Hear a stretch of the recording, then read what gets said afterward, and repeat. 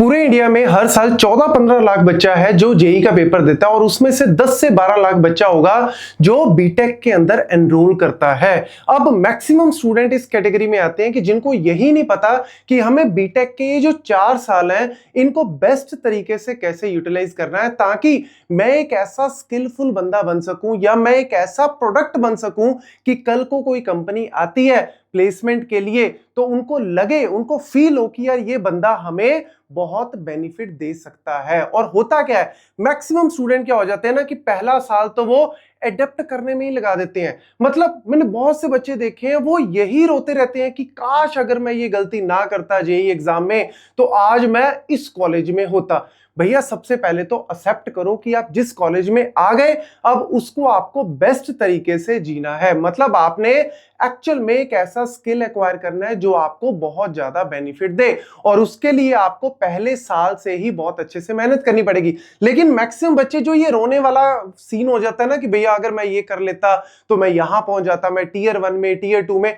भैया इसको भूल जाओ क्योंकि इसी चक्कर में मैक्सिमम बच्चे जो है वो सीजीपीए, बैकलॉग, अटेंडेंस और इन चक्करियों में फंस जाते हैं और फिर उससे निकल ही नहीं पाते। और फिर उसके बाद जब थर्ड ईयर आ जाता है ना या लास्ट ईयर आ जाता है तो फिर वो पूछते हैं कि सर डीएसए करें या वेब डेवलपमेंट करें, सर मैं टीयर 3 से हूं तो मैं लैंग्वेज कौन सी पढूं। भैया अब इस टाइम पे अगर आप ये क्वेश्चन पूछोगे तो बहुत डिले हो चुका है। इसीलिए बेस्ट क्या है कि आप पहले साल से प्रॉपर रोड मैप को फॉलो करो और अपना बेस्ट यूटिलाइज करो इन 4 सालों को। वैसे तो मैं बीटेक को 4 साल की डिग्री मानता ही नहीं हूं, मैं 3 साल की डिग्री मानता हूं कि आपने अपने आप को 3 साल में ही इतना स्किलफुल कर लेना है कि यार आप 3 साल के बाद सीधा एक इंटर्नशिप को पकड़ो और उसी को कन्वर्ट करो अपनी फुल टाइम जॉब के अंदर। तो ये मैं मानता हूं। और इसके लिए अगर मैं बात करूं यहां पे सबसे पहले first year, so first year actual में वो वाला टाइम है जहां पे आपको जो फाउंडेशन है,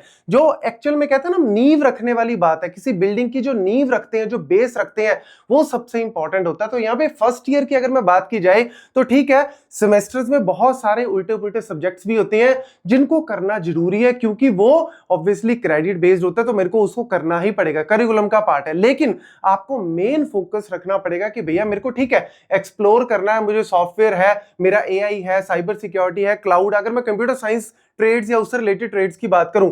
लेकिन यहां पे जो मेन चीज है वन लैंग्वेज को पिक करना, ये बहुत बहुत बहुत ज्यादा इंपॉर्टेंट है क्योंकि आप अगर कंप्यूटर साइंस या फिर उससे रिलेटेड फील्ड में आ चुके हो या अदर फील्ड में भी हो तब भी आपको एक प्रोग्रामिंग लैंग्वेज को साथ में लेके चलना पड़ेगा। और स्टूडेंट यहीं पे गलती करते हैं और बाद में बोलते हैं कि सर मेरे को टाइम नहीं मिला, मैं तो सेमेस्टर के एग्जाम में क्लासेस लगाता ही रह गया, मेरे को ये नहीं हुआ। भैया अगर अभी आपको कोई बोल दिया जाए कि ये एक नई मूवी आई है या सीरीज आई है नेटफ्लिक्स पे, आप रात रात लगा के भी उसको कर सकते हो। लेकिन अगर आपको लैंग्वेज बोल दिया जाए कि भैया ये लैंग्वेज पढ़नी है, लेट्स सपोज C++ से स्टार्ट करना है, तो वहीं पे आधे तो हथियार डाल देंगे कि नहीं सर लैंग्वेज नहीं कर सकते। भैया इंटरेस्ट बनाना पड़ेगा, चाहे धक्का देके ही बनाना पड़े लेकिन आपको इंटरेस्ट बनाना पड़ेगा। चाहे आप C++ से स्टार्ट करो, जावा से पाइथन में। सबसे बेस्ट क्या है आपके करिकुलम के अकॉर्डिंग, चलो आपके कॉलेज यूनिवर्सिटी में करिकुलम में ऑब्वियसली फर्स्ट या फिर सेकंड सेमेस्टर में कोई ना कोई लैंग्वेज से स्टार्ट होगा तो उसी लैंग्वेज से ही आपको स्टार्ट करना सबसे बढ़िया रहेगा। लेट्स सपोज C++ से करते हो, बहुत बढ़िया, एंटरप्राइज लेवल पे सबसे ज्यादा यूज होने वाली लैंग्वेज है, कॉम्पिटिटिव प्रोग्रामिंग में सबसे ज्यादा यूज होने वाली है आज भी और आने वाले टाइम में भी। अगर आप इंटरव्यूज के लिए जाते हो, चाहे आप टीयर 1, टीयर 2, टीयर 3 में हो या टीयर 4 उससे भी नीचे हो, तब भी C++ आपको बहुत बहुत ज्यादा बेनिफिट देगा। चाहे आप डेवलपमेंट वाले में चले जाओ, चाहे आप डीएसए वाले में चले जाओ, सब जगह आपको ये फायदा देगा। और साथ में पाइथन, अगर मैं एआई फील्ड की बात करूं या फिर मैं डेटा से रिलेटेड जॉब्स की बात करूं तो उसमें पाइथन आपको बहुत ज्यादा हेल्प करेगा। मैक्सिमम जगह हाथ पैर मत मारो, एक लैंग्वेज से स्टार्ट कर लो। और सबसे बेस्ट है कि अगर आप फर्स्ट ईयर में हो C++ से स्टार्ट करो। उसके बाद जो बेसिक्स है जैसे लॉजिक प्रॉब्लम सॉल्विंग, देखो ऊप्स का लॉजिक सॉल्विंग सिंपल सा कॉन्सेप्ट है कि यार लैंग्वेज का सबसे बड़ा फायदा क्या है, मेरे को कंप्यूटर को बताना है कि भैया काम कैसे करना है, उसके लिए मुझे लॉजिक देना पड़ेगा कंप्यूटर को, मुझे प्रॉपर सिंटेक्स लिखना पड़ेगा। यही एक्चुअल में लैंग्वेज का सबसे बड़ा फायदा है कि आप एक लैंग्वेज को चूज करो और उसके हिसाब से आपको जो है वो स्टार्ट करना पड़ेगा। फिर बाकी जो चीजें हैं जैसे एआई है, या फिर प्रोजेक्ट बिल्डिंग है, उसको बहुत ज्यादा हाई लेवल पे मत लेके जाओ, उसको सिंपल एक्सप्लोर करो। मतलब बहुत सारे जैसे जीपीटीज हैं, चाहे क्लॉड है, चाहे चैट जीपीटी है, उन पे अकाउंट्स आपके ऑलरेडी होंगे। नहीं है तो भैया बना लो, फ्री वाले अकाउंट ही ले लो, लेकिन उसको एक्सप्लोर करना स्टार्ट करो, प्रॉम्प्ट्स डालो और उसके थ्रू लर्न करना स्टार्ट करो। कॉपी पेस्ट नहीं करना, लर्न करना है चीजों को। जब आप ये चीज कर लोगे तो फर्स्ट ईयर आपका बहुत ज्यादा हेल्पफुल रहेगा। और साथ ही साथ अगर आपको लगता है कि मैं सी प्लस प्लस में थोड़ा ठीक ठाक हो गया हूं या पाइथन में ठीक ठाक हो गया हूं, तो आप हैकेथॉन्स में पार्टिसिपेट करना भी स्टार्ट करो। बहुत ज्यादा आपको बेनिफिट वहां पे मिलेगा, क्योंकि आपको रियल लाइफ प्रॉब्लम्स का पता लगेगा और आपको प्रोजेक्ट बिल्डिंग में बहुत ज्यादा बेनिफिट होगा। चाहे आप उसमें रैंक लाओ चाहे ना लाओ, उससे फर्क नहीं पड़ता, बट मेन क्या है, पार्टिसिपेट करो। और जो प्रॉब्लम्स आपको मिलती है अगर नहीं सॉल्व कर पाए तो कमरे में आके हॉस्टल में आओ, अपने रूम में आओ और उनको दोबारा से करना स्टार्ट करो। ये डेली आपको एक कंसिस्टेंटली काम करना पड़ेगा। अगर आप कंसिस्टेंसी से चलोगे, डेली आप कुछ कुछ टाइम दोगे, स्टार्टिंग में डिफिकल्ट लगेगा लेकिन आने वाले टाइम में आपके लिए ये चीज इजी हो जाएगी। और जब कुछ कुछ आप बनाना स्टार्ट करोगे तो फिर आप उसको ऑनलाइन शेयर करना भी स्टार्ट कर देना।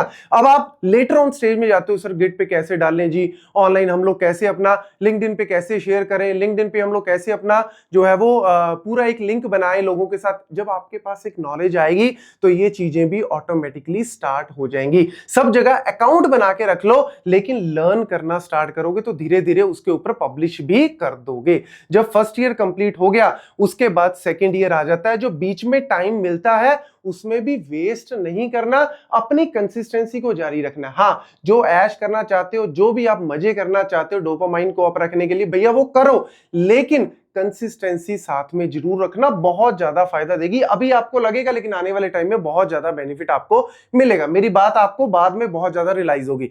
देन सेकंड ईयर से स्टार्ट आ जाता है जी आपका डीएससी का कॉन्सेप्ट। भैया डेटा स्ट्रक्चर है, एल्गोरिदम है, उसको मुझे बहुत अच्छे तरीके से कवर करना है। पहले मुझे कॉन्सेप्ट्स को अच्छे से कवर करना है, डायरेक्ट मत देखो। बहुत से बच्चों की वीडियोस आएगी, बहुत से लोगों की वीडियोस आएगी, लीड कोड पे मैंने ये कर लिया वो कर लिया। भैया अभी मुझे लीड कोड पे नहीं जाना, मुझे पहले कॉन्सेप्ट्स की नॉलेज पकड़नी है कि भैया डेटा स्ट्रक्चर में क्या क्या है, क्या क्या उसको कवर करना है, फिर एल्गोरिदम में क्या क्या है, कैसे कवर करना है। पहले कॉन्सेप्चुअल नॉलेज ले लो, फिर धीरे धीरे उनको सॉल्व करना स्टार्ट करो। जब आपने फर्स्ट ईयर में सी प्लस प्लस किया है उसी को यूज करके थोड़ा सा प्रोग्रामिंग को लेके आओगे, आगे चलोगे। और साथ साथ कोर सब्जेक्ट्स हैं जैसे डीबीएमएस है, ऑपरेटिंग सिस्टम, इनको भी साथ साथ ऑब्वियसली ये सेमेस्टर में आ जाते हैं तो उनको भी साथ साथ पढ़ना स्टार्ट करो। वैसे तो गेट्स मैशेस पे मैक्सिमम चीजें आपको ऑनलाइन मिल ही जाएंगी फ्री ऑफ कॉस्ट, आप पढ़ भी रहे होगे, लेकिन मैं आपको बोलूंगा उसको साथ साथ इंप्लीमेंटेशन पे जरूर लेके जाओ, क्योंकि ये चीज आपको बहुत ज्यादा बेनिफिट देगी प्लेसमेंट्स के टाइम पे। फिर वही चीज है कि भैया गिट वर्कफ्लो पे आ गए,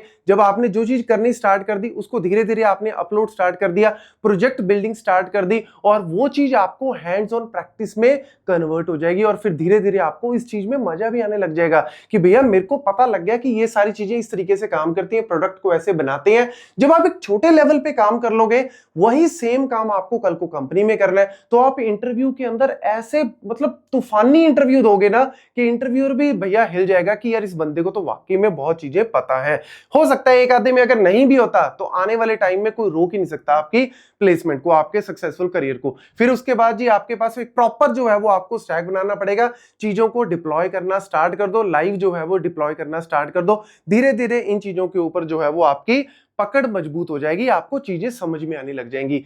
देन थर्ड ईयर आ गया जी, मैं पहले बोल रहा हूं बीटेक में थर्ड ईयर तक ही मान के चलता हूं, तो थर्ड ईयर में आपके पास रियल लाइफ प्रॉब्लम्स, जब आप रियल लाइफ प्रॉब्लम्स को सॉल्व करना स्टार्ट कर दोगे, और इसके लिए फिर वही है, आपको डेवलपमेंट की भी जरूरत पड़ेगी, आपको डीएसए के कॉन्सेप्ट्स की भी जरूरत पड़ेगी, वो आपने फर्स्ट और सेकंड ईयर में थोड़ा थोड़ा लर्न किया, तो अब आप रियल वर्ल्ड प्रॉब्लम्स पे काम कर सकते हो। आपने हैकाथॉन्स में फर्स्ट ईयर से पार्टिसिपेट करना स्टार्ट किया, सेकंड ईयर में किया, सेकंड ईयर के बाद आपने जो ट्रेनिंग्स वगैरह होती हैं उनको भी बेस्ट तरीके से इंटर्नशिप्स को लगाओ, ताकि इंटर्नशिप से भी आपको हर एक चीज से कुछ ना कुछ नॉलेज, कुछ ना कुछ सीखने को मिले। और फिर उसके बाद टीम बिल्ड हो गया, भैया आप ऑनलाइन भी टीम बिल्ड कर सकते हो, अपने साथ कोई ऐसे कलीग्स हैं जिनको बहुत अच्छी नॉलेज है तो उनके साथ जो है वो पेयर बनाओ और उनके साथ काम करना स्टार्ट करो। एआई वर्कफ्लो, बेसिकली आपको पता है कि एआई को स्टार्ट कर रहे हो, आपने प्रॉम्प्टिंग भी स्टार्ट कर दी फर्स्ट ईयर से, क्वेश्चन पूछना स्टार्ट कर दिया, फिर आप एआई से बिल्ड करवानी चीजें स्टार्ट कर दो, और उसके बाद ऑटोमेशन पे ले आओ कि भैया वो चीजें आपके लिए खुद से ऑटोमेट कर रहा है। टेस्टिंग, इंटर्नशिप, हंटिंग हो गया, फीडबैक्स होगी, क्लॉड, मतलब ऑब्वियसली यार जब आपके पास एक स्किल आ जाएगा तो धीरे धीरे आप इन सारे स्टेजेस को कवर करना स्टार्ट कर दोगे। बट उसके लिए सबसे बेस्ट क्या है कि आपको डेली कंसिस्टेंटली मेहनत करनी पड़ेगी, अदरवाइज इसके ऊपर काम नहीं होगा। लास्ट में फिर वही क्वेश्चन आएंगे कि मैं डीएसए करूं, मैं ये करूं, मैं लीड कोड करूं, मैं कैसे करूं, मैं कितनी प्रॉब्लम करूं। भैया ये क्वेश्चन मैक्सिमम स्टूडेंट के इसीलिए आते हैं कि वो कंसिस्टेंटली अपने सेमेस्टर्स को यूटिलाइज नहीं करते, टाइम को यूटिलाइज नहीं करते। तो टाइम को सबसे बढ़िया तरीके से यूटिलाइज करना है, क्योंकि जितने भी सक्सेसफुल लोग अगर आप उनकी कहानी सुनोगे तो वो ये चीज ही बोलते हैं कि भैया इलॉन मस्क के पास भी 24 घंटे हैं, आपके पास भी 24 घंटे हैं, लेकिन वो कैसे यूटिलाइज कर रहा है और आप कैसे यूटिलाइज कर रहे हो, यही सबसे बड़ा फर्क है। तो मैं आपको मोटिवेशन या इंस्पायर करने नहीं आया, सिर्फ बताने आया हूं एक छोटा सा मैसेज कि टाइम को बहुत अच्छे तरीके से यूटिलाइज करो। नहीं भी पढ़ने का दिल कर रहा, नहीं कोडिंग करने का दिल कर रहा, लेकिन करनी पड़ेगी, चाहे किसी भी तरीके से आपको करनी पड़े, उस चीज को आपको करना ही पड़ेगा, तभी आपकी ग्रोथ जो है वो आने वाले टाइम में होगी। और फिर जब थर्ड ईयर के बाद वैसे तो इंटर्नशिप किसी ना किसी तरीके से आप पेड इंटर्नशिप में आ जाओ कि जहां पे थोड़ी बहुत अर्निंग भी आपकी स्टार्ट होगी, स्किल भी आपको ऑब्वियसली जो आपने सीखा था आप उसको अप्लाई करना स्टार्ट कर दिया, तो हो सकता है फोर्थ ईयर आपका पूरा का पूरा बाहर ही निकल जाए, इंटर्नशिप में निकल जाए, फिर आओगे बस अपनी डिग्री ली और फिर उसके बाद कंटिन्यू किया। लेकिन अगर नहीं भी लग पाती तो फोर्थ ईयर में फिर आपको ऑब्वियसली देखना पड़ेगा कि भैया कौन सी कंपनीज आ रही हैं। जैसे 7th सेमेस्टर में मैक्सिमम कंपनीज आने लग जाती हैं, तो उसके हिसाब से अगर आपकी कॉलेज यूनिवर्सिटी में आ रही हैं तो सीनियर से प्रॉपर बनाओ जी कि क्या क्या कंपनीज आती हैं, क्या क्या वो पूछती हैं, उसके हिसाब से आप अपना पूरा एक खुद का एआई जो है वो एजेंट क्रिएट कर सकते हो, उससे आप लर्न करना स्टार्ट करो, मॉक इंटरव्यूज वगैरह दो। अगर नहीं कोई कंपनीज आ रही, आप ऐसे कॉलेज में हो, तो ऑफ कैंपस आप कैसे जा सकते हो, इन सबसे जो है वो स्टार्ट करो लर्न करना। लिंक्डइन पे, सारी वेबसाइट्स पे आप अपना रिज्यूम वगैरह सारे स्किल्स को डालोगे तो कहीं ना कहीं आपको अपॉर्चुनिटी जरूर मिलेगी। अपना पोर्टफोलियो आपको बिल्ड करना पड़ेगा, रिज्यूमे बहुत अच्छे से बिल्ड करना पड़ेगा, ताकि आपका वो रिज्यूमे या पोर्टफोलियो सिलेक्ट हो और फिर आपको एक कॉल आए और उस कॉल में आप अपना बेस्ट जो है वो दे सको। तो ये सारी चीजें आपको डेफिनेटली बहुत ज्यादा हेल्प करेंगी।